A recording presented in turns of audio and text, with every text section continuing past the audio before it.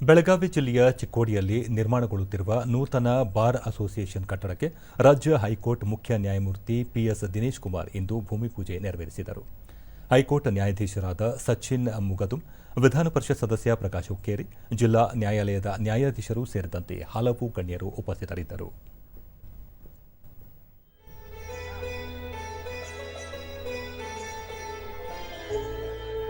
ಚಿಕ್ಕೋಡಿ ತಾಲೂಕಾ ಪಂಚಾಯತ್ ಅಧ್ಯಕ್ಷರಾಗಿ ಶ್ರೀ ರಂಜಿತ್ ಸಂಗ್ರೋಳಿ, ಶ್ರೀ ನಾಗೇಶ್ ಕಿವಡ್, ಶ್ರೀ ತಾನಾಜಿ ಕದ, ಮೋಹನ್ ಶಾಂತನಗೌಡ ಸಾಹೇಬರನ್ನು ನಾನು ಅವರನ್ನು ಈ ಸಂದರ್ಭದಲ್ಲಿ ನಾನು ನೆನೆಸುತ್ತೇನೆ.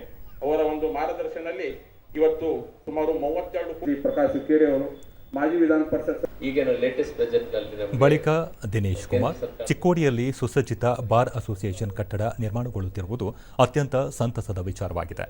ಸ್ವಾತಂತ್ರ್ಯ ಪೂರ್ವ ಹಾಗೂ ನಂತರದ ದಿನಗಳಲ್ಲಿ ಚಿಕ್ಕೋಡಿ ತನ್ನದೇ ಆದ ಐತಿಹಾಸಿಕ ಘನತೆಯನ್ನು ಉಳಿಸಿಕೊಂಡಿದೆ. 1939ರಲ್ಲಿ ಸಂವಿಧಾನ ಶಿಲ್ಪಿ ಡಾಕ್ಟರ್ ಬಿಆರ್ ಅಂಬೇಡ್ಕರ್ ಅವರು ಚಿಕ್ಕೋಡಿ ನ್ಯಾಯಾಲಯಕ್ಕೆ ಭೇಟಿ ನೀಡಿದ್ದರು ಎಂಬುದು ಇತಿಹಾಸ ಎಂದು ತಿಳಿಸಿದರು. ನ್ಯಾಯಾಲಯಗಳಲ್ಲಿ ಪ್ರಕರಣಗಳ ತ್ವರಿತ ವಿಲೇವಾರಿಗೆ ಕ್ರಮ ಕೈಗೊಳ್ಳುವುದು ಅಗತ್ಯ. ಪ್ರಕರಣಗಳನ್ನು ಬಾಕಿ ಉಳಿಸದೆ ಆದಷ್ಟು ಬೇಗ ವಿಲೇವಾರಿ ಮಾಡುವುದರಿಂದ ನ್ಯಾಯಾಂಗ ವ್ಯವಸ್ಥೆ ಮತ್ತಷ್ಟು ಬಲಗೊಳ್ಳುತ್ತದೆ ಎಂದರು.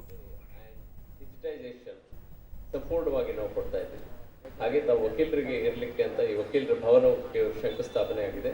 A kind of a conduit between the society and the legal system, as also the executive. They are the best interface who will know what the position of law is and how best it can be utilized, or it's good or bad for the society. ತಾವು ನೋಡಿದ ಹಾಗೆ ಸ್ವಾತಂತ್ರ್ಯ ಸಂಗ್ರಾಮದಲ್ಲಿ ಬಹಳಷ್ಟು ಜನ ವಕೀಲರು ಇದ್ದರು. ಯಾಕೆಂದರೆ ಕಾನೂನು ಹೇಗಿದೆ, ನಮ್ಮ ದೇಶಕ್ಕೆ ಅದು ಹೇಗೆ ಎಫೆಕ್ಟ್ ಮಾಡ್ತದೆ,